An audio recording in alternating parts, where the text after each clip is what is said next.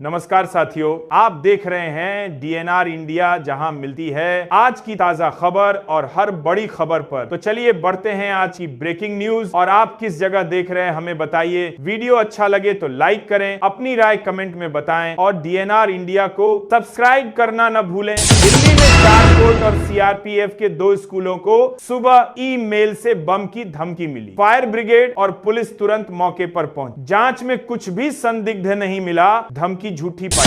दिल्ली में हुए हालिया आतंकी हमले की जांच अब हरियाणा तक पहुंच गई। प्रवर्तन निदेशालय एड ने अल फलाह विश्वविद्यालय के ट्रस्टियों व संबंधित व्यक्तियों से जुड़े मामलों में आज सुबह 5 बजे से दिल्ली और अन्य से बारीक कोयले के बाद करेगा। क्षेत्रों में 25 ठिकानों पर एक साथ छापेमारी शुरू की। यह कार्रवाई अभी भी जारी है। बांग्लादेश की पूर्व पीएम शेख हसीना को 2024 के छात्र आंदोलन के दमन के मामले में मानवता के खिलाफ अपराध का दोषी पाते हुए फांसी की सजा सुनाई गई है। 2024 के छात्र गारह हैं। अदालत का आरोप है कि आंदोलन को कुचलने के लिए उन्होंने हिंसा का आदेश दिया था। इस तारीख को एनडीए विधायक दल की बैठक होगी, जिसमें नीतीश कुमार के नाम पर अंतिम मुहर लगेगी। इससे पहले भाजपा और जदयू की अलग अलग बैठकें होंगी। जदयू विधायक दल भी नीतीश कुमार को अपना नेता चुनेगा। जन सुराज पार्टी के नेता प्रशांत किशोर ने नीतीश पार्टी की हार की जिम्मेदारी लेते हुए प्रशांत किशोर पेक ने नीतीश कुमार की एनडीए सरकार को चुनौती दी। उन्होंने कहा,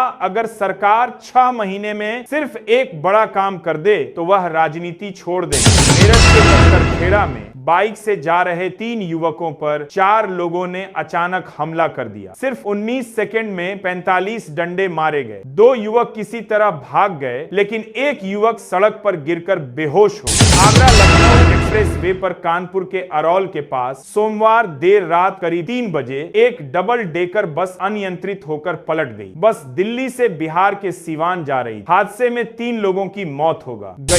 Mumbai auto rickshaw taxi union के अध्यक्ष शशांक राव ने मांग की है कि 2 दिनों के वित्तीय नुकसान की भरपाई के लिए रिक्शा और टैक्सी चालक मालिकों को मुआवजा दिया जाए। पूर्व मंत्री सुभाष देसाई को सचिव बनाया गया है। आदित्य ठाकरे, विधायक पराग अलवानी और पूर्व विधायक शिशिर शिंदे को सदस्य नियुक्त किया गया। दिल्ली ब्लास्ट के मुख्य आरोपी आतंकी उमर नबी का एक डरावना वीडियो सामने आया है, जिसमें वह आत्मघाती हमले की बात करते हुए दिख रहा है। इसी बीच ईडी प्रवर्तन निदेशालय ने व्हाइट कॉलर टेररिज्म और मनी लॉन्ड्रिंग से जुड़े मामले में 4 राज्यों के 30 ठिकानों पर बड़े पैमाने पर छापेमारी की। बिहार में राजनीतिक बड़ी परिवारी से प्राच की है और बात करेगा 25 से प्राच किए हैं। हलचल तेज खबर है कि भाजपा के सीनियर नेता डॉ प्रेम कुमार को बिहार विधानसभा का नया स्पीकर बनाया जा सकता है। दौलत वे कई बार विधायक रह चुके हैं और पार्टी में अनुभवी चेहरे माने जाते हैं। फिलहाल बीजेपी में स्पीकर पद को लेकर चर्चाएं जारी हैं और उनके नाम की दावेदारी सबसे मजबूत मानी जा रही। बीजेपी ने विधायक दल की बैठक और नए नेता के चयन की प्रक्रिया के लिए 3 वरिष्ठ नेताओं को पर्यवेक्षक नियुक्त किया। ये नेता पूरी प्रक्रिया की निगरानी करेंगे। हाई कांग्रेस सांसद शशि थरूर ने पीएम मोदी के हालिया भाषण की तारीफ की और इसे प्रभावशाली बताया। शशि थरूर ने पीएम मोदी के भाषण की तारीफ करते हुए कहा कि दुनिया भारत को एक उभरते मॉडल के रूप में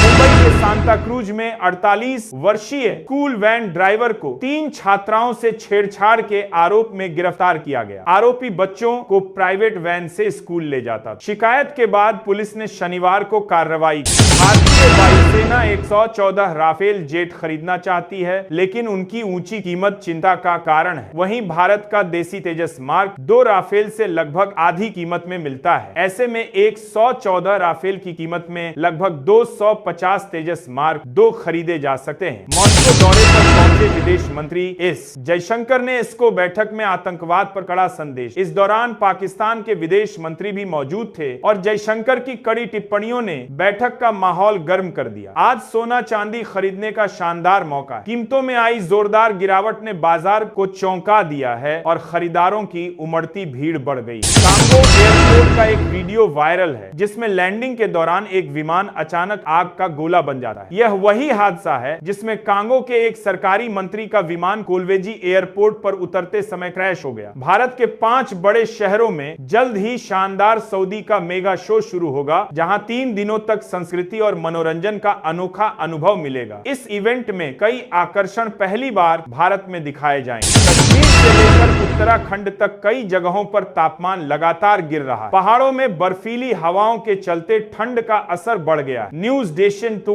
कार्तियार 2 पर साथ चाहता से दिल्ली में अभी कड़ाके की ठंड कब तक आएगी, यह सवाल लोगों के लिए चिंताजनक बना हुआ है। बंगाल में मतदाता सूचियों के विशेष गहन पुनरीक्षण सत्र के दौरान चौंकाने वाली घटना सामने आई। 28 साल से लापता और परिवार द्वारा मृत माने जाने वाले जगबंधु मंडल सोमवार को उत्तर 24 परगना के बागदाह गांव लौट आए। सरकार की गारंटी वाली पोस्ट ऑफिस स्कीम धीरे धीरे लोगों की पसंद बन रही है। इसमें निवेश सुरक्षित रहता है और बिना किसी जोखिम के लाखों रुपए कमाए जा सकते हैं। केवल ब्याज से ही लगभग 2 लाख रुपए तक की कमाई संभव है। प्रधानमंत्री नरेंद्र मोदी अयोध्या में ध्वजारोहण समारोह के बाद रोड शो करने वाले हैं। इससे पूरे शहर में उत्सव का माहौल रहेगा और नागरिकों के जोश में बढ़ोतरी होगी। केंद्रीय मंत्री राजनाथ सिंह ने कहा कि कुछ इतिहासकारों ने इतिहास के सच को छुपा दिया,